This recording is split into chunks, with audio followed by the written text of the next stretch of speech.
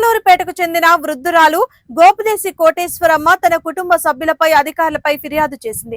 జీవించి ఉన్నా చనిపోయిందని సర్టిఫికెట్ తీసుకుని ఆస్తులు హరిస్తున్నారని ఆవేదన వ్యక్తం చేసింది. కుమారుడు, కోడలు బంగారం, డబ్బు, కాగితాలు దొంగలించారని వాపోయింది. తన కుటుంబ సభ్యుల నుండి తనకు ప్రాణహాని ఉందని వృద్ధురాలు తెలిపింది. సీఎం ఆఫీస్ కి వెళ్లినా పలుమార్లు పవన్ కళ్యాణ్ ని కలిసినా కూడా నాకు న్యాయం జరగలేదంటూ మనస్తాపానికి గురైంది ఆ వృద్ధురాలు. బ్రతికుండగానే మరణ ధృవీకరణ పత్రం ఇచ్చిన వారిని తక్షణమే పట్టుకుని శిక్షించాలని ఆమె కోరారు.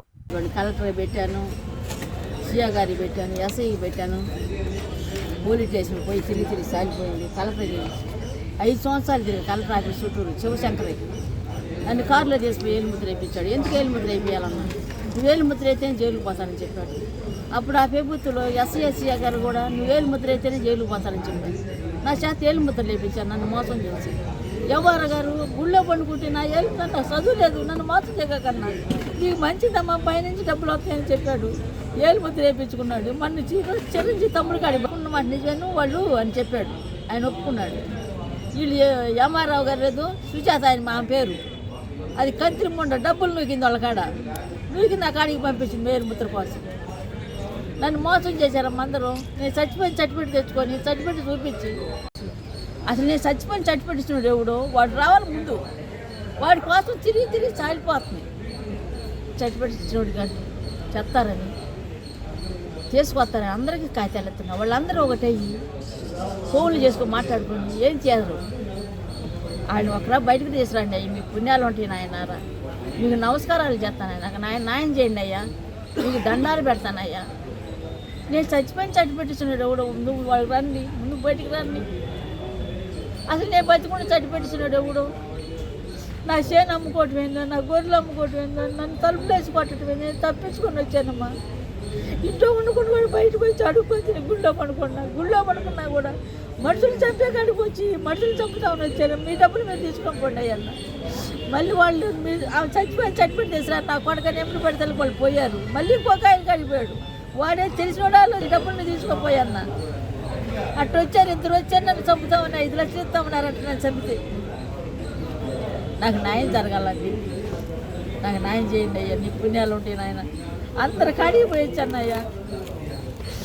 నేను చచ్చిపోయిన సర్టిఫికెట్ తెచ్చుకొని నా పొలం కోసం, నా ఆస్తి కోసం తమ్ముడు పెళ్ళము, సుబ్బారావు, తిరతమ్మ, వెంకరాద్రి భార్య పత్తానమ్మ, వీళ్ళు 4 కలిసి నేను చచ్చిపోయిన సర్టిఫికెట్ తెచ్చి నా పొలం అమ్ముకున్నారు, నా గొర్రెలు అమ్ముకున్నారు. ఇల్లు కూడా నాకు హక్కు లేదు. వాళ్ళే రిజెక్ట్ చేయించుకున్నారు, వాళ్ళ పేరు ఎక్కించుకున్నారు. నాకేం హక్కు లేదు. నేను అడుక్కొని తిని గుళ్ళో పడుకున్నా కూడా ఆడకొచ్చి కూడా పీక్కొని పోతున్నారు. ముసుగులు వేసుకొని వస్తారు చంపుతామని. ఏయుంటే అవి పీక్కొని పోతున్నారు.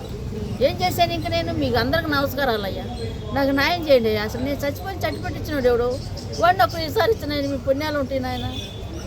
మీకు నాకు న్యాయం జరగట్లేదండి.